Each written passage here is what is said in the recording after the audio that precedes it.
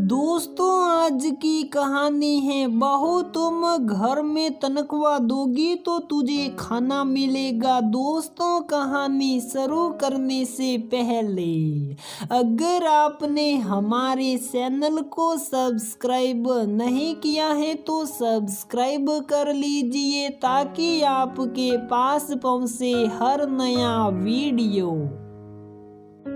क्यों लता, उस लड़की का क्या हुआ? फिर कुछ बात आगे बढ़ी या नहीं? साय की सुस्कियां लेते हुए रमा ने पूछा। लड़की तो ठीक थी पर तुझे तो पता है कि हमें तो सिर्फ सरकारी नौकरी वाली लड़की ही चाहिए। कोई अच्छी नौकरी वाली लड़की हो तो बताना। थोड़ी देर इधर उधर की बातें करने के बाद रमा घर लौट आई। आप सोच रहे होंगे कि लता जी को सरकारी नौकरी वाली बहू चाहिए तो उनका बेटा भी जरूर किसी अच्छे पद पर नौकरी करता होगा, पर यह बात बिल्कुल विपरीत है। लता जी का बेटा रोहन एक कॉलेज में गेस्ट टीचर की जॉब करता है। वेतन भी कुछ ज्यादा नहीं है, फिर भी लता जी को रोहन के लिए सरकारी नौकरी वाली लड़की चाहिए।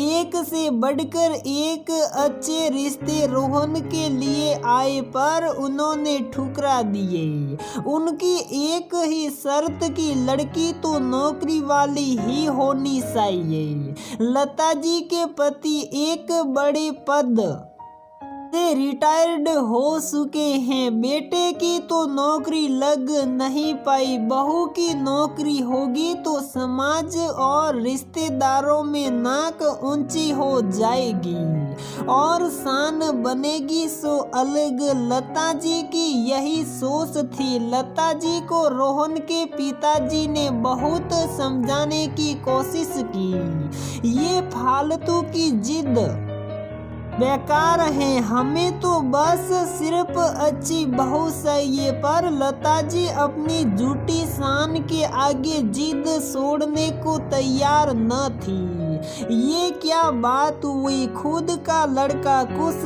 करे या न करे पर बहू अच्छी कमाने वाली चाहिए। कौन नौकरी वाली लड़की इनके बेटे से शादी के लिए तैयार होगी? कीटी पार्टी में सोसाइटी की औरतें खुसर फुसर करते हुए लता जी के ऊपर हंस देती। बड़े लंबे समय तक दर्जनों लड़कियां देखने के बाद लता जी को अपने मन मुताबिक लड़की मिली जिसका नाम सीमा था। सीमा एक अच्छे विभाग में नौकरी करती थी पर शादी के लिए सीमा की भी एक शर्त थी कि वो घर की बड़ी बेटी है, उसके भाई बहन भी छोटे हैं और उस पर घर की जिम्मेदारी भी है।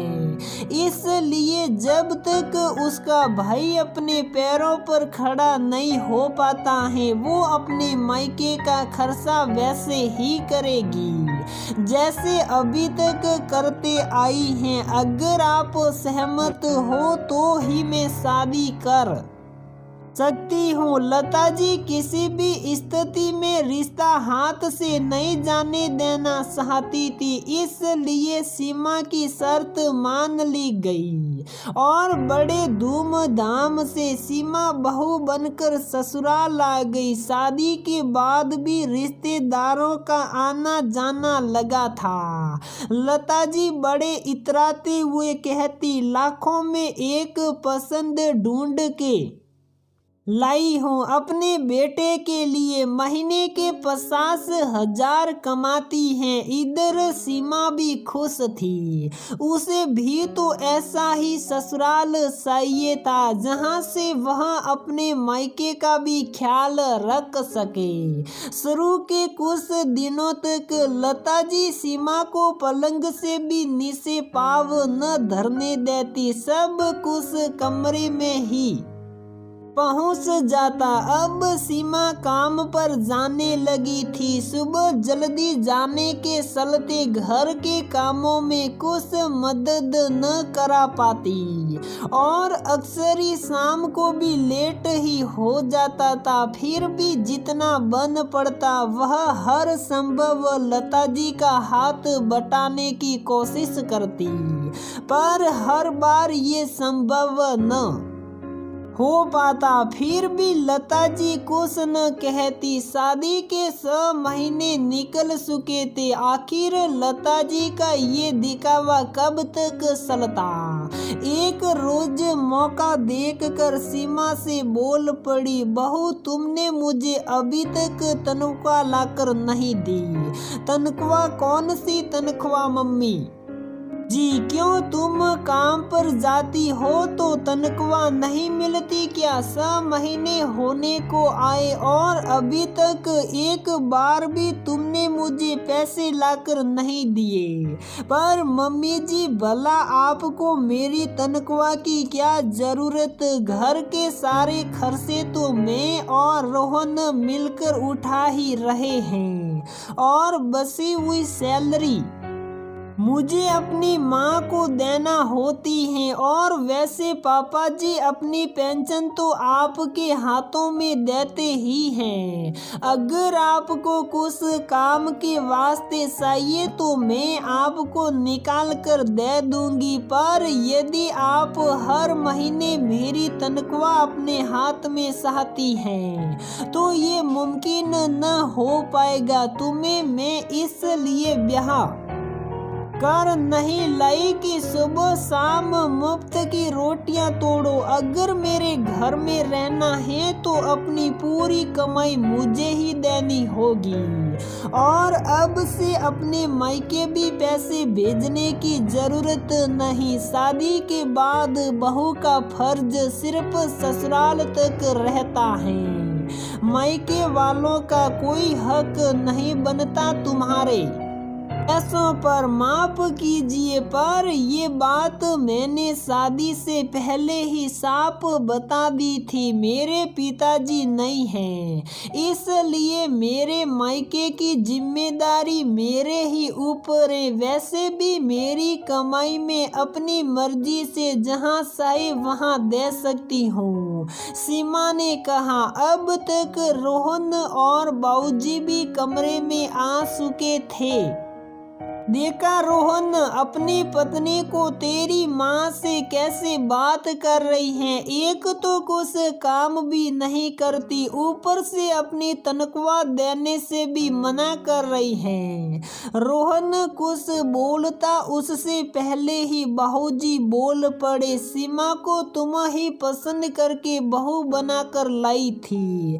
अब तुम्हें ही उससे परेशानी होने लगी। ये तुम्हारा ही फैसला था कि बहू नौकरी वाली चाहिए। अब नौकरी के साथ साथ वो पूरा घर तो नहीं संभाल सकती, फिर भी उससे जितना बन पड़ता है वह करती ही है। इसलिए लता, इस बात को ज्यादा बढ़ाने से कोई फायदा नहीं। ज्यादा से ज्यादा बहू एक काम वाली रख सकती हैं बस। और जब तुम अपने बेटे से तनख्वाह हाथ में लाने का नहीं कहती तो फिर बहू के पैसों पर नजर क्यों? बाबूजी ने कहा तो लता जी आगे कुछ न बोल पाई और बड़बड़ाते हुए चली गई। दोस्तों, लता जी जैसी बहुत से लोगों की यही सोच होती है। खुद की शान और दुनिया को दिखाने के लिए तो नौकरी वाली बहू चाहिए, पर जब वही बहू उनके मन मुताबिक न कर पाए तो बुरी बन जाती हैं। सिर्फ बहू का टैग लगने से क्या एक लड़की अपनी बेटी होने के फर्ज नहीं निभा सकती? तो दोस्तों, हमारी ये कहानी यहीं पर समाप्त होती है। अगर आपको हमारी ये कहानी पसंद आती है तो प्लीज़ वीडियो को लाइक करें, शेयर करें और हमारे चैनल को सब्सक्राइब ज़रूर करें।